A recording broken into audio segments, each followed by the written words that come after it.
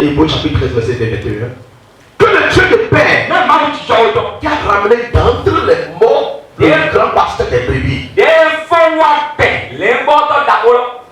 par le sang d'une alliance éternelle, notre Seigneur Jésus-Christ, vous rend capable de toute chose bonne œuvre pour l'accomplissement de sa volonté, et il fasse en vous ce qui lui est agréable. Par Jésus-Christ, auquel soit la gloire au siècle des siècles. Amen. Amen. Jésus a été sauvé par le sang qui a été versé pour bâtir une alliance avec Dieu. C'est lui-même qui a versé le sang pour bâtir l'alliance avec Dieu. Et il dit ceci, que toute personne qui passeront par ce sang soit sauvée. Donc nous sommes sauvés par la nouvelle alliance. La nouvelle alliance que Jésus a bâtie avec son Père. Écoutez-moi très bien. J'ai dit au moment où le sang n'était pas encore coulé du corps de Jésus, son Père ne l'a pas sauvé. Non. Le danger était arrivé. Jésus a fui. Il est entré sur la montagne de Gethsémani. Et Jésus a commencé à prier. Il priait, il faisait tout. Le Père n'a rien dit. Le Père ne l'a pas sauvé du danger. Pourquoi? Parce que le Père attendait l'alliance d'abord. Le Père attendait le sang d'alliance d'abord. Nous savons c'est un problème. Il y a cette situation qui demande l'alliance avec Dieu avant d'être réglée. Ce n'est pas toutes les situations qui prennent la prière. Si c'était le cas, la prière de Jésus dans Gethsémani allait l'épargner de ce danger. Toutes les situations ne prennent pas la louange.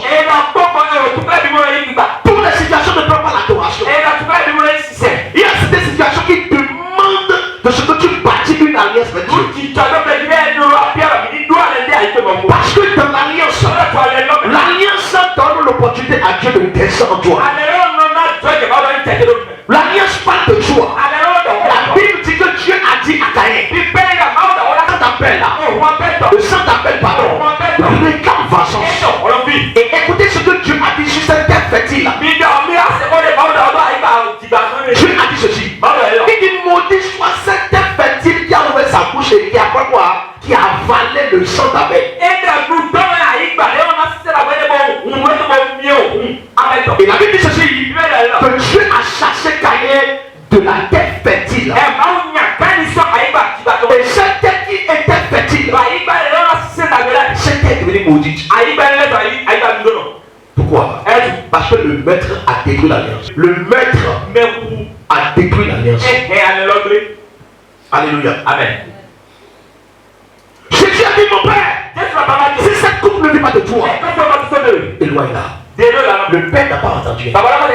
Non. Tous les prières que Jésus a fait dans Gethsémani, le Père n'a rien exaucé. Parce que la force qui va ramener cette prière vers le Père n'a pas été donnée. Jamais. Sur la croix, il ne comprenait plus rien. Il était obligé de dire Eloi, Eloi, lama sabachthani. Il me dit mon père, pourquoi m'as-tu abandonné? Si le Père avait exaucé, le Père l'allait sauver.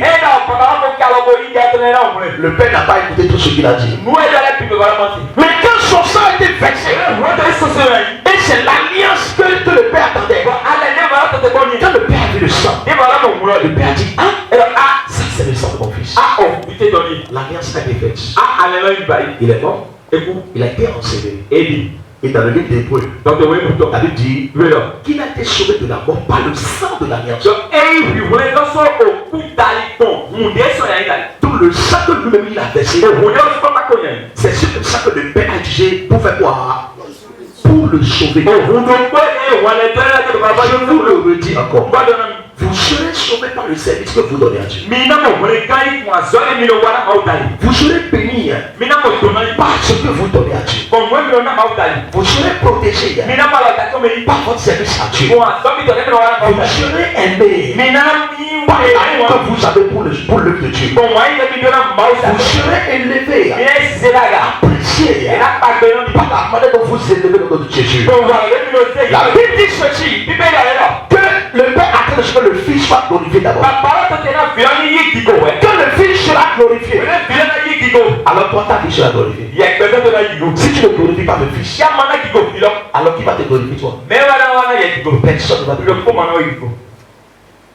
À force de glorifier le nom de Jésus, cela est une alliance entre vous et Dieu. Et toute personne qui confesse le nom puissant de Jésus-Christ,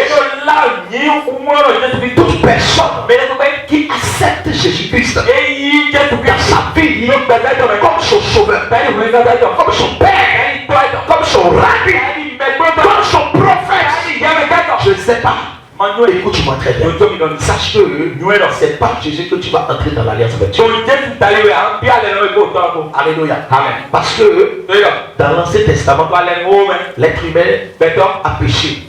Et le péché a fait quoi? A rompre l'alliance entre l'être humain et Dieu. Et c'est toujours pas l'être humain que l'alliance a été refaite. Alléluia. Par le sang de Jésus. Par Jésus-Christ. Alléluia. Amen. Dis Amen. Amen. Nous avons vu que Dieu a utilisé l'arche de l'alliance de Noé pour pouvoir le sauver. Sauver sa famille. Écoutez, j'ai vu, c'est que je comprends que moi et ma famille, nous servirons l'Éternel. Et Dieu a dit à Aaron, il dit toi et tes enfants. Pourquoi? Comment est-ce que le père entre dans l'alliance et ses enfants ne sont pas dans l'alliance? Le mari est dedans, mais la femme n'est pas dedans. C'est la femme qui est dedans, ou le mari n'est pas dedans. Il y aura des combats. Entre vous deux, il y aura des combats. C'est toi, mari, qui va à l'église. Ton mari, ta femme ne va pas à l'église. Ou c'est la femme qui va à l'église. L'homme ne va pas à l'église. Le mari est en train de parler le langage de l'alliance. La femme est en train de parler le langage d'une autre alliance. Il y aura du combat. Il y aura du combat. Forcé. L'alliance dans laquelle moi je suis m'a dit que le peuple dit je suis fort. Et qu'aucun habitant de cette alliance te dit je suis malade. Maintenant ma femme me dit qu'elle est malade. Pourquoi on va dire? Ça fait deux choses différentes.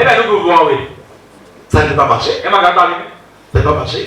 C'est pourquoi toi, ton mari, toi, ta femme, vos enfants, vous devez vous plonger dans cette alliance qui est le sang de Jésus. Vous devez accepter Jésus. Le mari ne doit pas aller ailleurs, la femme ne doit pas aller ailleurs. Jamais. Quelqu'un n'a dit jamais. Alors ce soir, Dieu a demandé à Abraham. Nous allons aller dans l'alliance de la circoncision. Yes, circoncision. Et nous allons aller voir qu'est-ce qui est caché dans cette alliance. Pourquoi Dieu a ordonné de jeter de la circoncision? Genèse chapitre 17, verset 9 à 14. Dieu dit à Abraham, toi, tout le monde écoute bien. Lisons bien la Bible. Dieu dit à Abraham, toi, tu garderas mon alliance. Toi et tes descendants après toi. Merci. Selon leur génération. C'est ici mon alliance. Que vous garderez entre moi et vous. Et ta postérité après toi. Tout mal parmi vous sera circoncis. Et vous vous circoncirez. Et ce sera un signe d'alliance entre moi et vous. À l'âge de 8 jours, tout mâle parmi vous sera circoncis. Selon vos générations, qu'il soit né ou qu'il soit acquis à prix d'argent de tout fils d'étranger, sans appartenir à ta race, on devra circoncire celui qui est né dans la maison de celui qui est acquis à prix d'argent. Et mon alliance sera dans votre chair. Une alliance perpétuelle. Verset 14. Un mâle incirconcis qui n'aura pas été circoncis dans sa chair sera exterminé du milieu de son peuple. Il aura violé mon alliance. Vous voyez ça?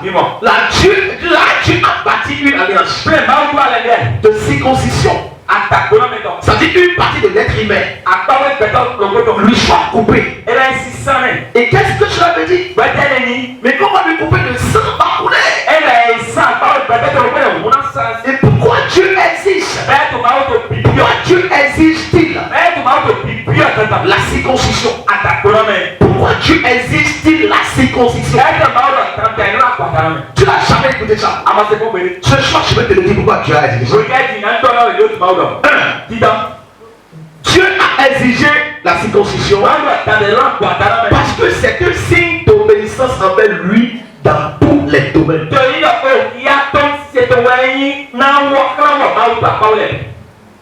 Toute famille où un garçon est né dedans et le garçon n'a pas été circoncis, cette famille demeure dans la désobéissance envers Dieu. Donc la raison pour laquelle Dieu demande cette alliance, c'est que cette circoncision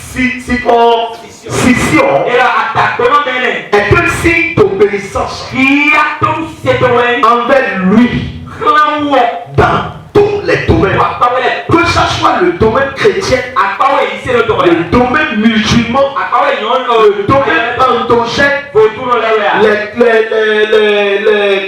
les sectes, les royaumes, tout domaine où il y a un être humain dedans. Dieu a exigé de ce que tous les mâles, tous les garçons soient circoncis. Car c'est un signe où tout le monde doit obéir à Dieu.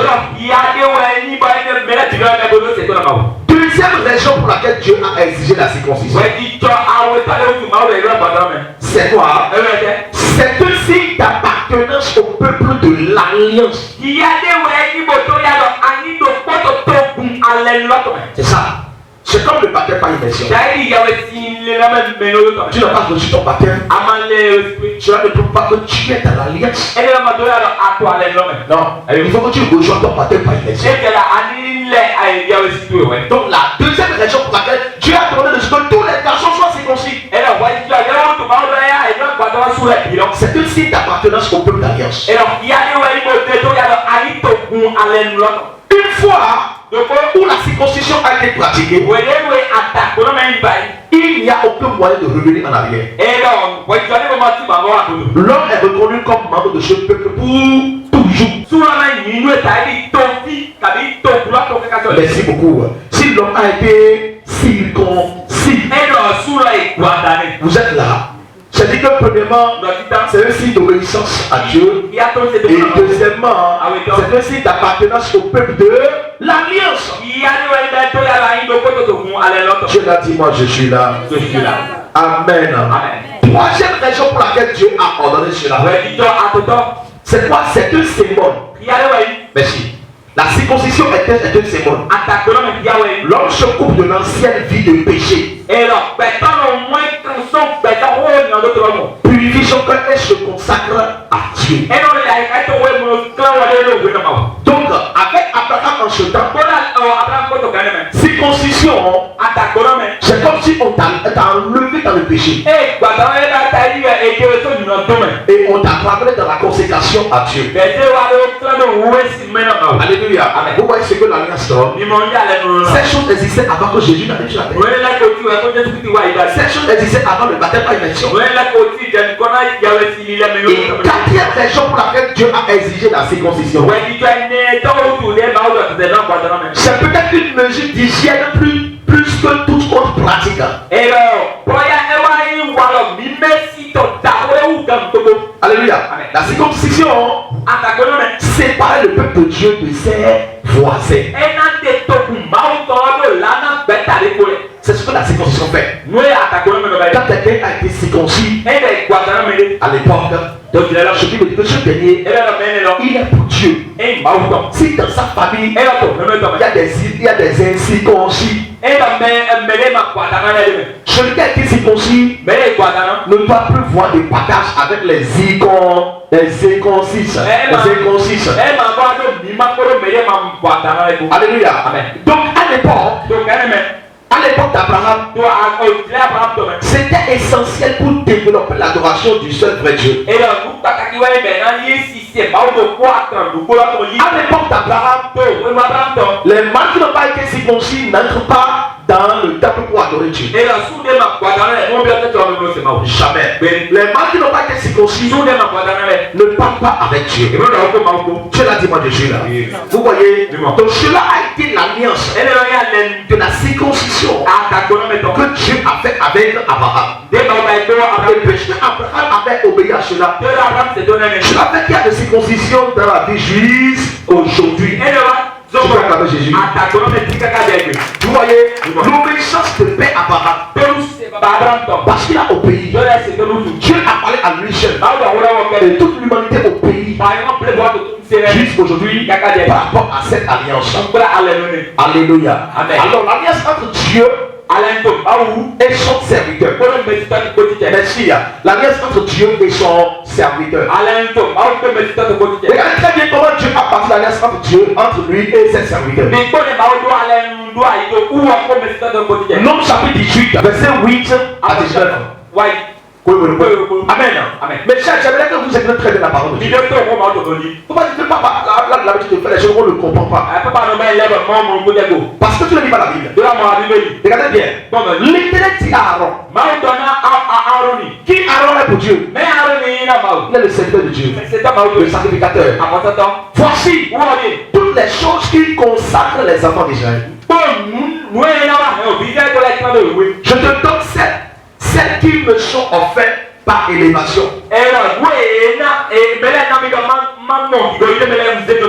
Je te les donne à toi et à tes fils comme droit d'onction. Donc il y a un droit qu'on appelle le droit d'onction.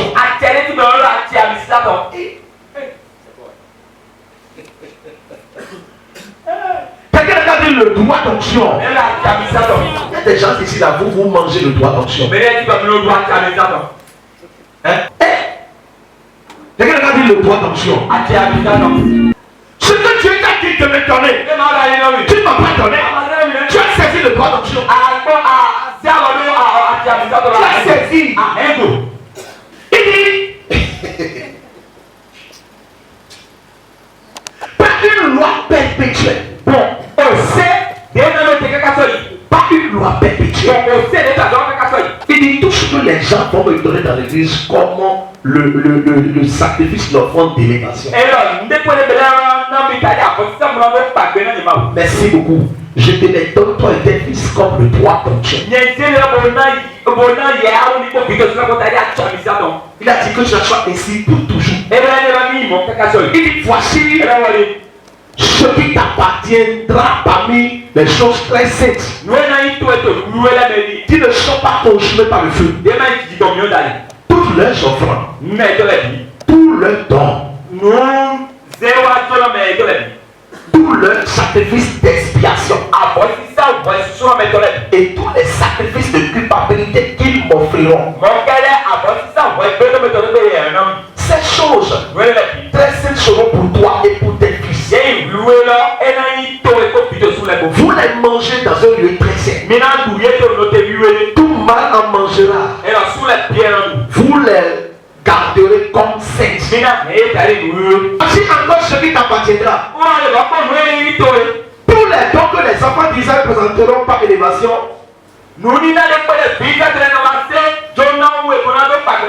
et en les agitant de côté et d'autre,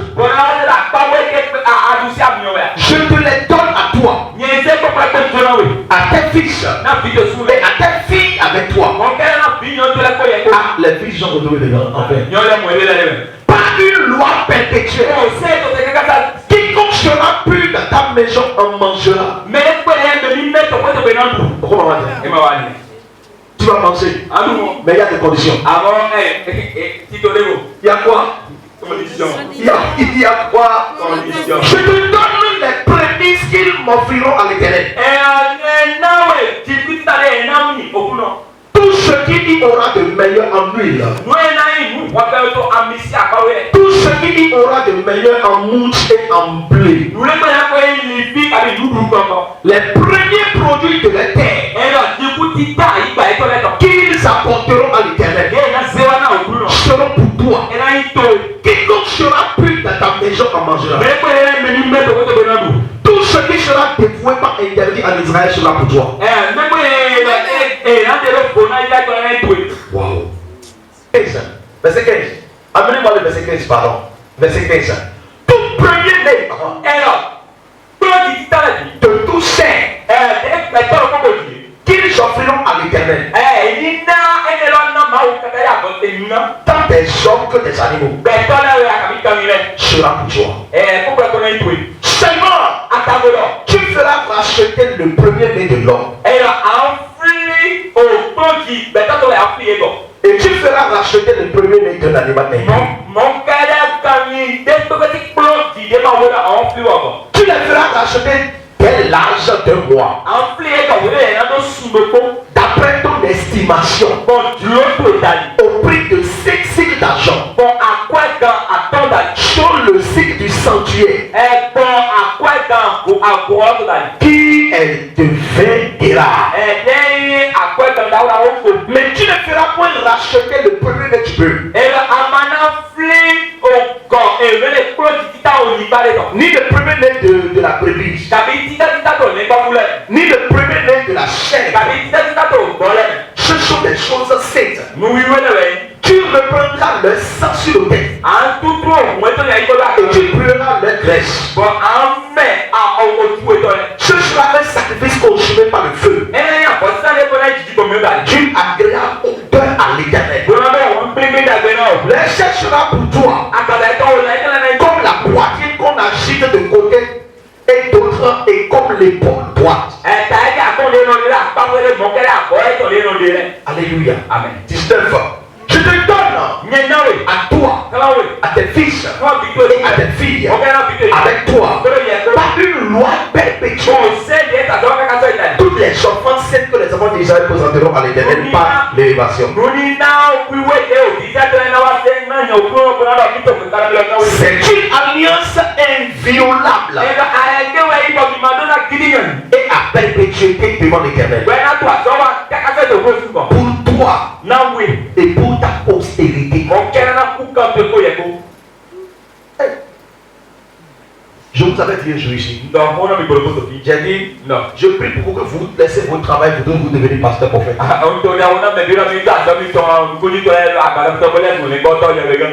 Alléluia. Amen. Pourquoi Dieu a dit comme ça à Aaron? Là, Dieu a bâti une alliance. Alléluia. Amen. Avec son serviteur. Amen. Amen. Pourquoi? Parce que c'est le serviteur qui porte la charge de toute l'église. C'est le serviteur qui doit aller devant Dieu et dire à Dieu ce qu'est le problème de chaque fidèle dans l'église. Alléluia. Amen. Et pourquoi Jésus a porté notre Père? Regardez pourquoi Jésus a porté notre Père. Chapitre 18, verset 1. Regardez bien. Regardez bien. Pourquoi Jésus a porté notre Père? L'Éternel dit à Aaron, toi et tes fils et la maison de ton Père, soir. Vous porterez la pète des iniquités commises dans le sanctuaire. Vous porterez la pète des iniquités commises dans l'exercice de votre sacerdoce. Hey, c'est pas bon. Non. Faut pas faire ça. Papa a dit que c'est pas bon.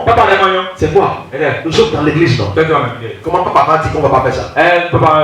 Donc chez vous ici là, c'est comme si c'était un camp militaire. Donc si quelqu'un a un esprit de péché, je ne peux pas faire. On veut faire si on doit dire papa. Tu as dit à Aaron, si tu les laisses et ils commettent des péchés, des erreurs dans le sacerdoce, toi le sacerdoce, tu vas apporter la charge, le châtiment, le péché des erreurs que tu as laissé les gens sont venus commis dans l'église. Dieu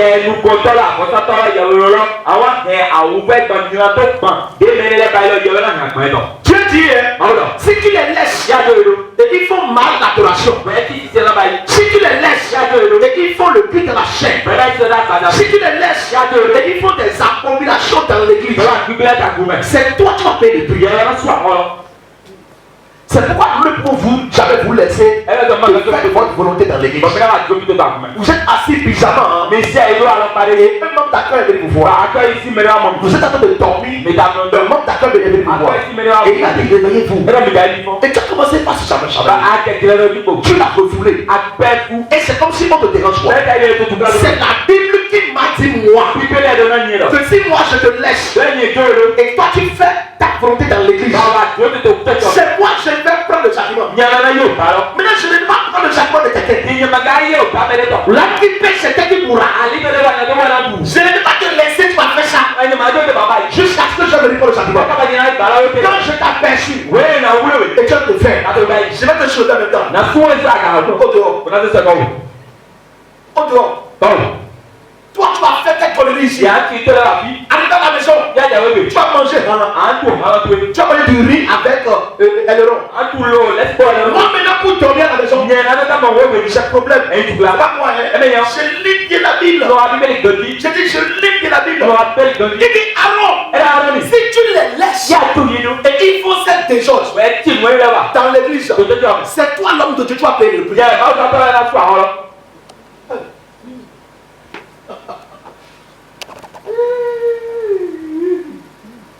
Quelqu'un dit Alléluia. Pourquoi chez vous là vous faites ci, vous faites ça, on ne peut pas sortir, on n'est pas à peine, on ne peut pas aller lunaire, on ne peut même pas parler, vous trouvez quelque chose. Hey, il y a les uns, il y a les autres, il y a les étés. Je ne veux pas mourir prématurément dans le cancer. C'est à cause des erreurs du monde que Jésus a arrêté la mission à 3 ans et demi. Jésus ne voudrait pas arrêter sa mission dans 3 ans et demi. Jésus voudrait continuer la mission. Mais la pression du péché, le désordre du monde l'a dépassé. Et quand il est ressuscité, il était obligé de partir.